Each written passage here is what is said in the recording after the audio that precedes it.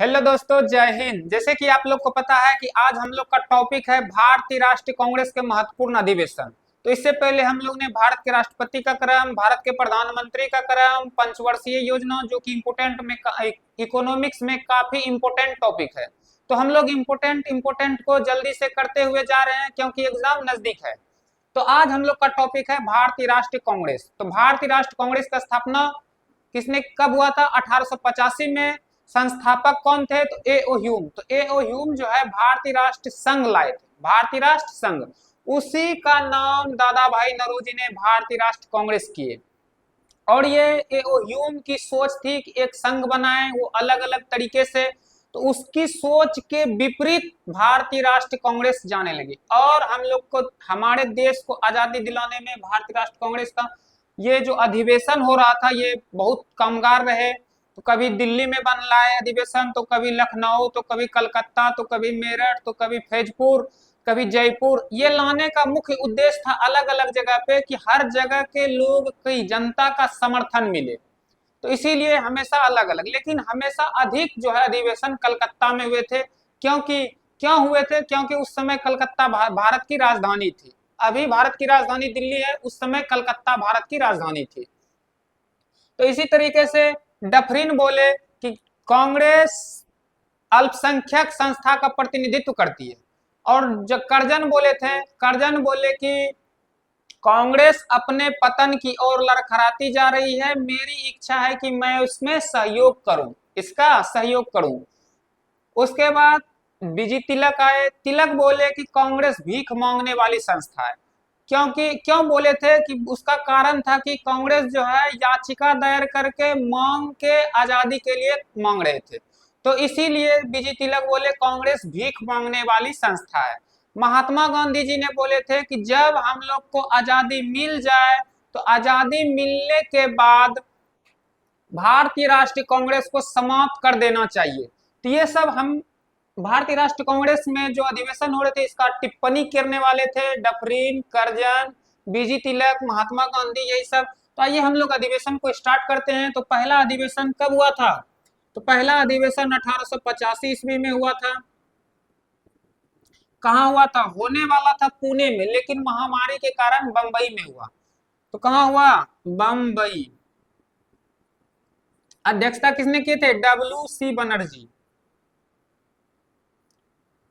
वेमेश चंद्र बनर्जी। इसमें कितने प्रतिनिधि ने भाग लिए थे? 72 प्रतिनिधि। इसीलिए वेसराय लॉर्ड डफरिन बोले कि कांग्रेस अल्पसंख्यक संस्था का प्रतिनिधित्व करता है। उसके बाद दूसरा अधिवेशन 1886 ईस्वी में, कहां पे? कोलकाता। इसकी अध्यक्षता किसने किए थे? दादा भाई नौरोजी।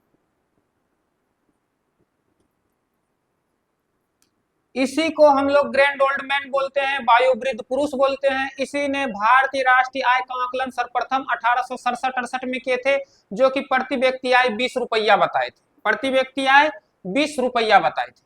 तीसरा अधिवेशन 1887 में कहा हुआ था? तो मद्रास। इसकी अध्यक्षता बदरुद्दीन तैयब जी।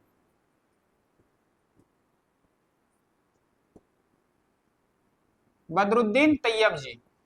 तीसरा अधिवेशन 1887 ईस्वी में मद्रास में। अध्यक्षता किसने किए थे? बदरुद्दीन तैयब जी, प्रथम मुस्लिम अध्यक्ष थे, प्रथम मुस्लिम अध्यक्ष। उसके बाद चौथा 1888 में कहा हुआ था? इलाहाबाद, इलाहाबाद में। इसके अध्यक्षता किसने किए थे? जॉर्ज यूले, जॉर्ज यूले प्रथम अंग्रेज अध्यक्ष थे, प्रथम अंग्रेज अध्यक्ष। ये चारों क्रम से याद रखना जरूरी है, इसीलिए हम क्रम से बताए। उसके बाद जो इंपोर्टेंट है क्या है? तो 1893 एक याद कीजिए, 1893 लाहौर अधिवेशन, अध्यक्षता दादा भाई नौरोजी ने किए थे।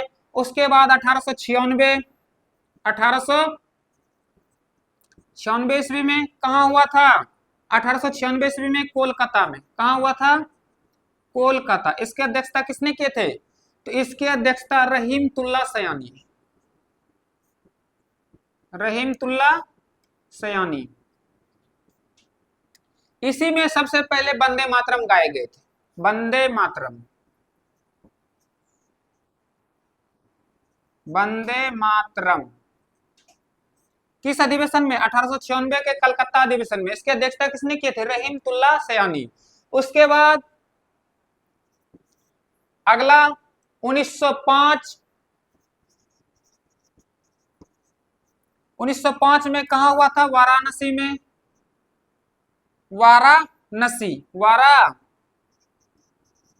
वाराणसी में। अध्यक्षता किसने किए थे? गोपाल कृष्ण गोखले, गोपाल कृष्ण गोखले।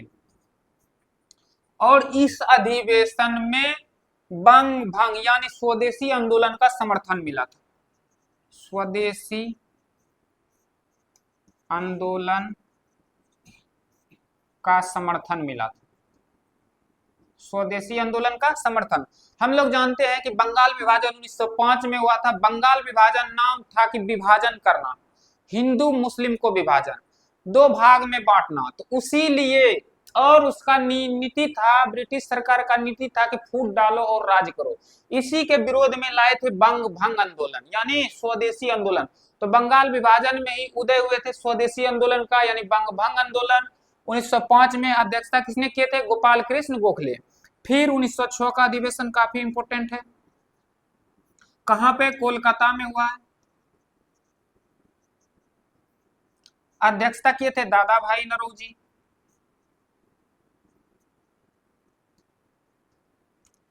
इसमें स्वराज शब्द का प्रयोग किया गया था, स्वराज शब्द का प्रयोग, स्वराज शब्द का प्रयोग। इसी में स्वराज शब्द का प्रयोग किया गया था। तो हम लोग इतना जान गए हैं, एक बार फिर से देख लीजिए, काफी इंपोर्टेंट है। इंपोर्टेंट भी हम लोग लिखे हैं। तो पहला अधिवेशन 1885 में होने वाला था पूना में, लेकिन हुआ बंबई में। अध्यक्षता डब्ल्यू.सी. बनर्जी ने किए थे, जिसमें 72 प्रतिनिधि ने भाग लिए थे। इसीलिए डफरिन उस समय बेसराय थे। डफरिन बोले कांग्रेस अल्पसंख्यक संस्था का प्रतिनिधित्व करती है। 1886 में कहा हुआ था? कोलकाता। अध्यक्षता किसने किए थे? दादा भाई नौरोजी। दादा भाई नौरोजी कांग्रेस के 3 अधिवेशन की अध्यक्षता किए। एक 1886 कोलकाता में, दूसरा 1893 कहाँ किए थे? लाहौर में, तीसरा 1906 कहाँ किए थे? कोलकाता में। फिर 1887 में देखिए मद्रास, बदरुद्दीन तैयब जी अध्यक्ष थे, जो कि भारतीय राष्ट्र कांग्रेस के प्रथम मुस्लिम अध्यक्ष हैं। फिर 1888 ईस्वी में इलाहाबाद में अध्यक्षता किए थे जॉर्ज यूले, प्रथम अंग्रेज अध्यक्ष थे। देखिए इसमें हम लोग को कुछ दिख रहा है, यहाँ पे कभी अंग्रेज तो कभी मुस्लिम, तो हमेशा हर आदमी को सिख ईसाई यानी कि किसी में कोई भेदभाव नहीं होना चाहिए, सबको एक एक बार अध्यक्ष बनाया गया था। फिर 1888 में इलाहाबाद जॉर्ज यूले में जानिए रहे प्रथम अंग्रेज अध्यक्ष थे। 1896 कोलकाता में हुआ था, इसके अध्यक्षता रहीमतुल्ला सयानी ने किए थे। इसी में पहली बार वंदे मातरम गाया गया था।